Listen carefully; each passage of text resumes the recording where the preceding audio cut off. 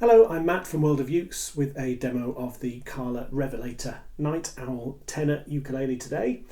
This is an interesting model with a very thin body and all sorts of history behind it to discuss, also some string options as well. But basically to begin with, I want to point out that I'm recording this in October 2024. At this point, these have just arrived and I haven't seen them before up until a couple of days ago. And this consignment was supplied high G with Aquila strings. So I've been experimenting with different string types and I've gone with, for my stock at least, with Worth Browns and with different options if you want them.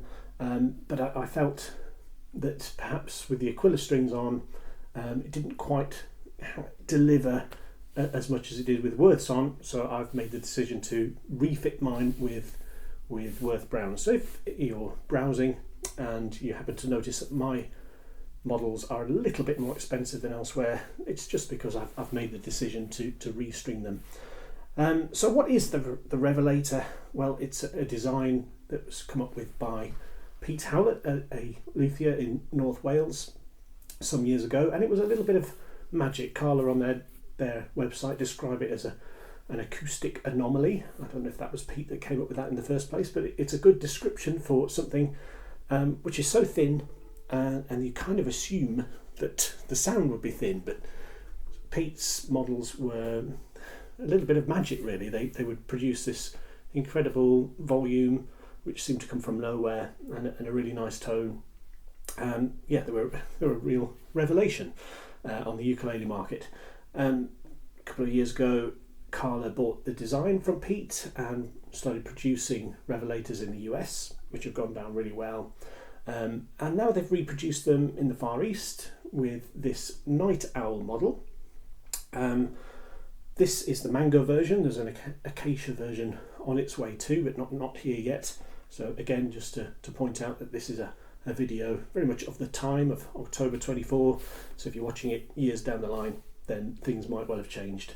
Strings might have changed, the availability of models might have changed, but right now I've got mango versions and I've got mine strung with Worth Browns. So I'll give a quick comparison of the Night Owl with Aquila and with Worth's, just to show you why I've done that, and then I've got a low G version as well, just to have a go on that as well. So very quickly about the instrument itself. It's got a wider nut, thin body as we've discussed. There's a passive pickup included as well. It seems to work very well, nicely balanced. I'm not going to demonstrate that today because it's very much dependent on what you plug it into. So I've got all sorts of fancy effects that I like to play around with, and I could make it sound very nice. But if you've got a £20 practice amp that you bought second hand, then it might not sound so good. So you just have to trust me that it'll do the business if you've got the gear to plug it into. Gear tuners, and it comes with a nice padded gig bag. The back and sides are akume, so something from the mahogany family. But actually blends in quite well with the mahogany, with the mango top. Right, okay, let's have a go first with the Aquila, then the Worth, and then we'll have a bit more extensive playing time with the Worth and the low G version as well. Okay, right, here we go.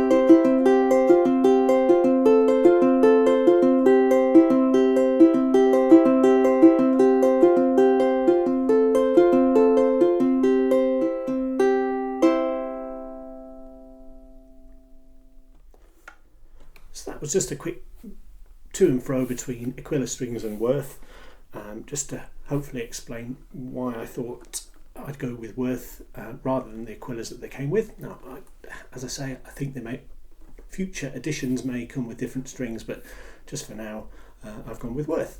So I'll now move on to playing the Worth strings in both high G and low G.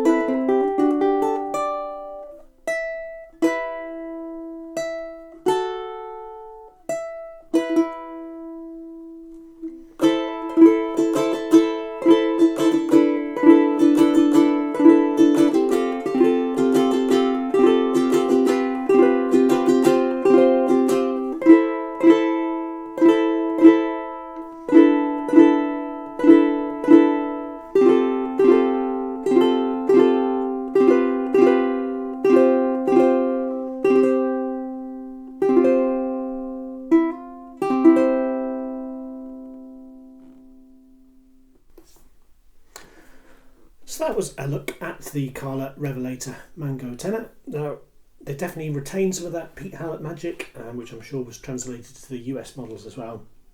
I don't have a Pete Howlett original to compare with. I remember being particularly wowed by that, but it was new at the time. I think it had a little bit more sustain, but you know, this is a lot cheaper and really good value. And yeah, I'm impressed. I was hoping they were going to be good, and they are. So I'm delighted with that. Now, low G, high G. I actually preferred the high G. I just think it really chimes. But I think, you know, a lot of people have them with low G, which is fine as well. Perhaps it's because recreationally I like playing high G more, so it could be that influencing things. But anyway, I hope you enjoyed that. I certainly did, and I'll see you again in the future. Please do subscribe to the World of Ukes YouTube channel, which has 400 plus ukulele videos and more added all the time. Thanks very much. Bye. worldofukes.co.uk worldofukes.co.uk